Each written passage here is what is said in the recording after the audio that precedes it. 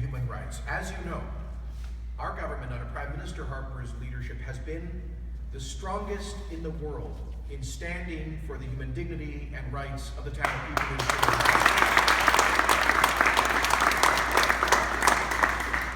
We've done so in many ways, but most notably through Prime Minister Harper's decision to boycott the Commonwealth Heads of Government meeting in Colombo because it was being chaired by former President Rajapaksa, whose regime was guilty of unspeakable crimes against the Sri Lankan people, not only the Tamil people of Sri Lanka, but of people of all origins. And the Rajapaksa regime was clearly against the rule of law, failed to hold to account those responsible for the worst human rights violations at the end of the Civil War, and regrettably failed to grasp the opportunity for peace and reconciliation, which would have been through respect and dialogue, but instead chose a posture of power, suppression, and division, which regrettably continue to deny the Tamil and other minority communities of Sri Lanka their rightful place in that society. And so this is why Prime Minister Harper was the first Commonwealth head of government to indicate that he would not be attending the Chogam in Colombo 2 years ago. He was widely criticized in Parliament and in our media for this decision, as he has often been criticized for taking principled positions in our foreign policy. But Prime Minister Harper's view, my view, is that Canada should not follow, we should lead. We should not seek out some imaginary neutral middle ground between tyranny on the one hand and democracy on the other, between oppression on one hand and human dignity on the other. We should be a principled champion of human dignity on the world stage, everywhere, including in Sri Lanka. And that is why he was the first Commonwealth head of government to announce a boycott of the Chogam in Colombo. That's right. Again, he was criticized, but we stood by our decision as an expression of our refusal to lend Canada's credibility to the tainted regime of the Rajapaksas. And I am pleased to tell you that through Prime Minister Harper's strong leadership, much of the rest of the world followed. As you know, former Prime Minister Shri Dr. Manmohan Singh Ji of India followed his decision by refusing to attend the meeting in Colombo, and over half of the Commonwealth heads of governments boycotted the Rajapaksa meeting, turning it from a celebration of his leadership to an embarrassment, and we believe that was the beginning of the end of the Rajapaksa regime and the new beginning of the people of Sri Lanka.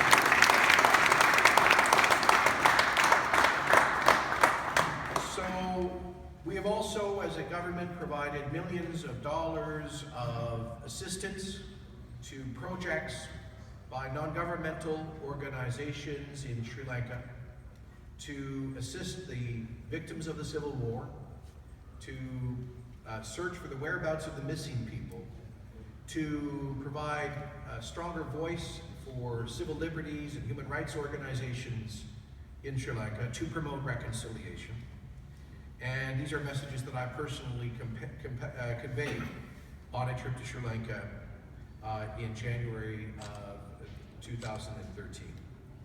And so today I am pleased to be here with Leslyn Lewis and Roshan Naratam to announce that the re-elected Conservative government will take additional measures to support peace and reconciliation in Sri Lanka.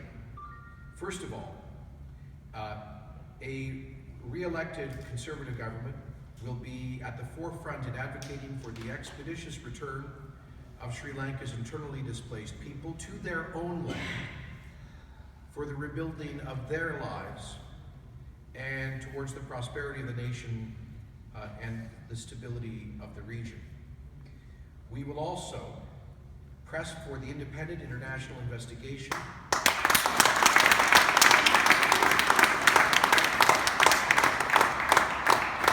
support it, and we will engage the international community to advance justice and facilitate reconciliation. We will press for the return of seized land, provide material support to the internally displaced, sponsor rehabilitation and relief efforts for the victims of war, including the war widows, and ensure that vital assistance is delivered to the communities that need it the most.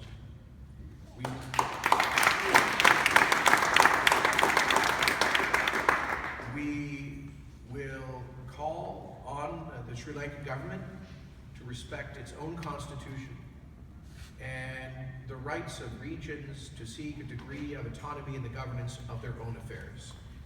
And finally, I'm pleased to announce this is an unprecedented and historic commitment that a re-elected Conservative government will open a Canadian consular diplomatic office in Jaffna.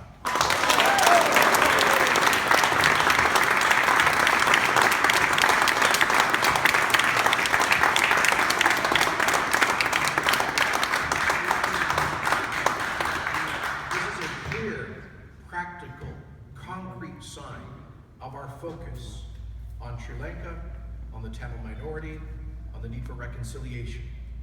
This is a meaningful investment that will create a permanent Canadian diplomatic post in the north of Sri Lanka.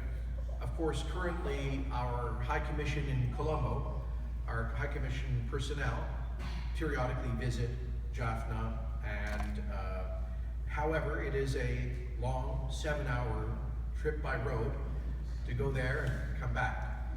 And their visits are, by nature, occasional and periodic visits.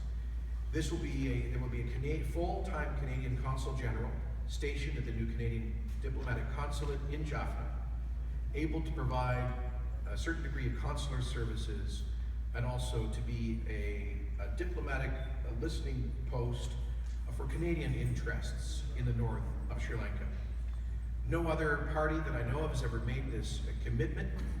This is a significant expansion of the Canadian presence and footprint in Sri Lanka. And with your support, we will achieve this through a re-elected Conservative government.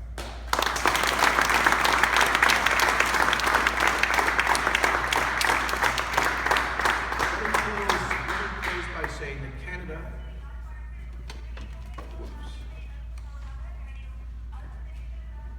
I think that's the traffic report. Actually, live recording was trying to tell them what's going on here. Okay. And I'm sorry, my Tamil's not good enough to reiterate all of this, but I'm going to ask Roshan to summarize my announcement in Tamil for the audio-video purposes, and then I will take questions. Thank you very much.